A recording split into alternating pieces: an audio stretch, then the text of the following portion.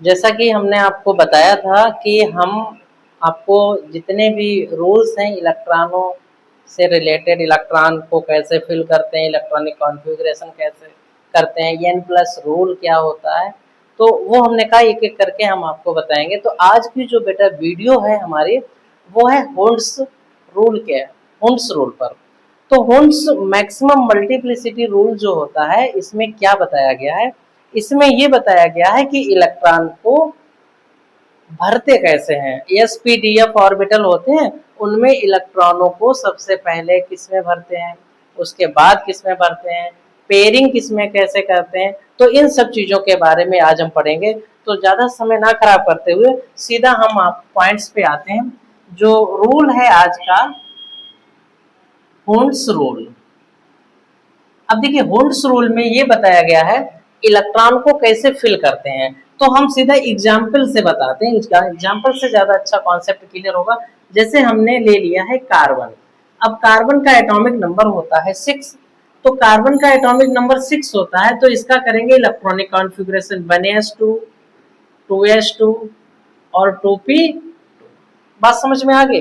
तो जब कार्बन का हमने इलेक्ट्रॉनिक कॉन्फ़िगरेशन किया है, तो बेटा यस में कितने इलेक्ट्रॉन होंगे, पी में कितने इलेक्ट्रॉन होंगे, ये सब बातें आज इसमें हम आपको बताएंगे।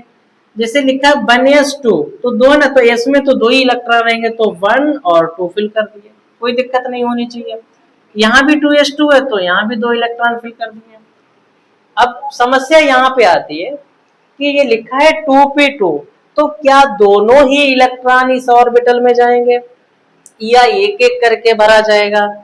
तो हुंड्स रूल में यही बताया गया है कि इलेक्ट्रॉन को पहले एक एक करके भरेंगे, यदि इलेक्ट्रॉन हमारे पास बचते हैं तो फिर हम पेयरिंग करेंगे।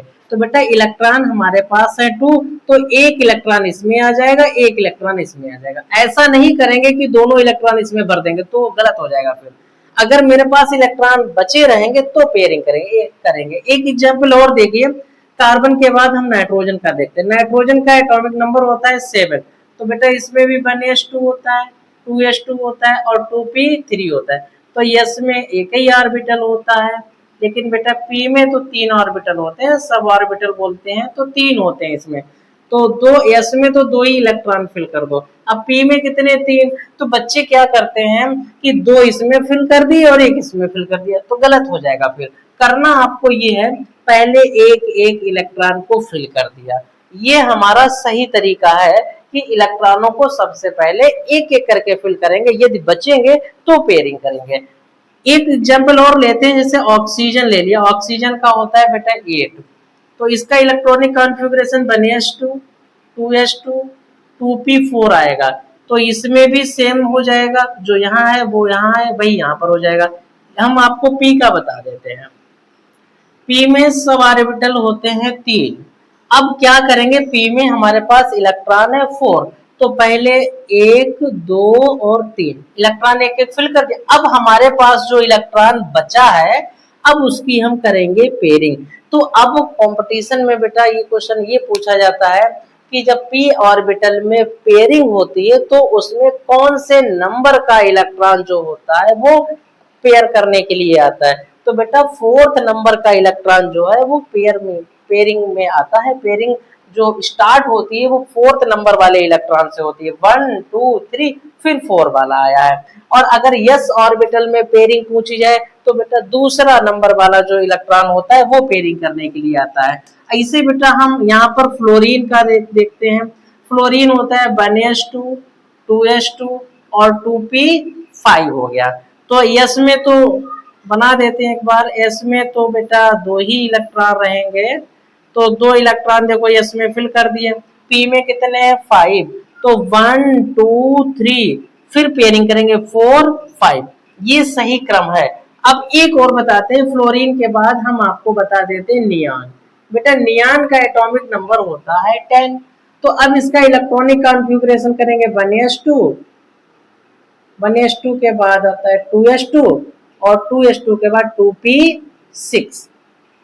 तो यस में बेटा कितने इलेक्ट्रॉन होंगे, पी में कितने इलेक्ट्रॉन होंगे, चलिए देखते हैं। यस में 2 है, तो सेकेंड नंबर वाला इलेक्ट्रॉन पेयरिंग करता है s में, ये बात ध्यान रख लीजिए। p में सब ऑर्बिटल होते हैं 3, तो देखिए 1 2 3 4 5 6, ये सब में जो नियान का हमने एटॉमिक नंबर 10 लिया है, इसमें जो p ऑर्बिटल है वो हमारा पूरा का पूरा कंप्लीट है। तो आज हम लोगों ने ये s ऑर्बिटल है, ये p है, ये भी s है और ये p है, ठीक, ये भी s है, ये भी s है और ये p है, ठीक। इसी प्रकार ये भी s है, ये भी s है, ये p है, ये s ऑर्बिटल है, ये s ऑर्बिटल, ये p ऑर्बिटल है। तो आज हम लोगों ने होल्ड्स मल्टीप्लिसिटी रूल में ये सीखा है कि इलेक्ट्रॉनिक कॉन्फ़िगरेशन कैसे करते हैं और इलेक्ट्रॉनों को कैसे फिल करते हैं। तो इलेक्ट्रॉनों को सबसे पहले एक एक करके फिल करेंगे। यदि मेरे पास इलेक्ट्रॉन बचते हैं तो हम उसकी पेयरिंग स्टार्ट करेंगे। और पेयरिंग करने के लिए पूछा जाता है p ऑर्बिटल में जो पेयरिंग होती है वो कौन से नंबर वाले इलेक्ट्रॉन से शुरू होती है। तो p ऑर्बिटल में जो पेयरिंग होती है वो 4th नंबर वाले इलेक्ट्रॉन से शुरू होती है। s ऑर्बिटल में जो पेयरिंग होती है वो बेटा 2nd नंबर वाले इलेक्ट्रॉन से शुरू होती है। और अगर आपसे कहा जाए कि d ऑर्बिटल में जो पेयरिंग होगी वो कौन से नंबर वाले इलेक्ट्रॉन से शुरू होगी, तो आप उसमें लगा सकते हैं। हम आपको शॉर्टकट में बता देते हैं। जैसे ये d ऑर्बिटल हमने बना लिया है, यहाँ पर d में कितने सब ऑर्बिटल होते हैं, 5 होते हैं, तो ये d ऑर्बिटल, तो 1 2 3 4 5 6 नंबर वाले इलेक्ट्रॉन से पेयरिंग शुरू होगी। d में अगर पेयरिंग पूछी जाए कि कौन से नंबर वाले इलेक्ट्रॉन से होगी, तो 6 वाले इलेक्ट्रॉन से होगी। और F में कौन से नंबर वाले F में जो पेयरिंग होगी वो कौन से नंबर वाला इलेक्ट्रॉन पेयरिंग करेगा, वो 8th नंबर वाला इलेक्ट्रॉन जो है वो पेयरिंग करेगा। तो उम्मीद है ये रूल आपको हुंस रूल समझ में आया होगा। तो हम लोगों ने एक एक करके अफवाह प्रिंसिपल पढ़ा है, n+r रूल पढ़ा है, आज हम लोगों ने हुंस रूल पढ़ा है। इसके बाद हम आगे के जो भी इलेक्ट्रॉनिक कॉन्फ़िगरेशन से जो भी जितनी भी चीजें जुड़ी हुई होंगी वो हम आपको नेक्स्ट वीडियो में बताएंगे। और ये वीडियो बेटा पूरी वॉच करिएगा, तभी आपको इसमें समझ में आएगा। और अपने सुझाव भी दीजिएगा। यदि कोई आपको क्वेश्चन समझ में ना आया हो या कुछ आप पूछना चाहते हो तो आप उसका आंसर जो है वो आप अपना क्वेश्चन कमेंट बॉक्स में जरूर बताइएगा। उसका आंसर हम कोशिश करेंगे जरूर देंगे। मिलते हैं हम लोग नेक्स्ट